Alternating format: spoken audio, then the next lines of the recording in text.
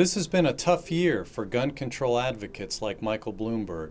Despite guarantees that new gun restrictions would make people safer, these laws have simply failed to deliver as promised. Take the state of Washington, where criminals are blatantly ignoring a recent gun control law enacted there. The statute is known as I-594, and it imposes a ban on private sales and transfers under most circumstances. Under this law, people in Washington cannot transfer a gun from one person to another. They cannot sell it. They cannot even let another person hold the gun to look at it unless the recipient first gets permission from the government. To possess the firearm, the owner of the gun and the recipient must first go to an FFL gun dealer. And if they don't live near one, then both of them will have to take off work and travel to the nearest gun store. And once there, the buyer must submit to an FBI background check. So that's the law now in Washington state. How's it been working for them? Well, in early April, Examiner.com reported that 4 guys with 3 handguns were arrested in the Belltown area of Washington.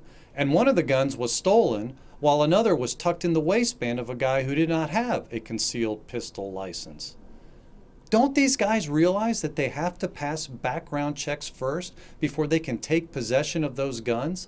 Michael Bloomberg, who spent millions of dollars to help get this law enacted in the Evergreen state, has yet to explain how criminals are managing to evade the new law.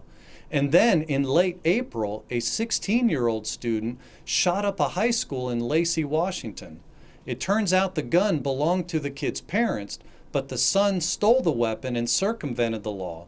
And not just I-594, which requires a background check before possessing the gun, but he violated many other gun control laws as well.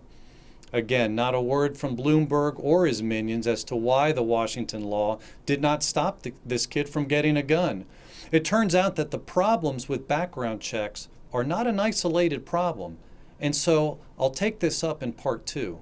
By the way, when police were surveyed in 2013 about the best way to reduce violence and prevent mass shootings, they were asked, is it best to expand background checks or to encourage concealed carry by citizens? The police overwhelmingly favored arming citizens by a 2-to-1 margin.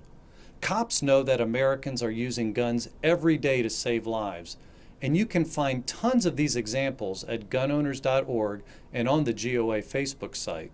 So go there and check out these stories. And when you're there, sign up for GOA's low-volume email alerts. It's absolutely free to do so. I'm Erich Pratt with Gun Owners of America, and we are on the front lines defending your right to keep and bear arms.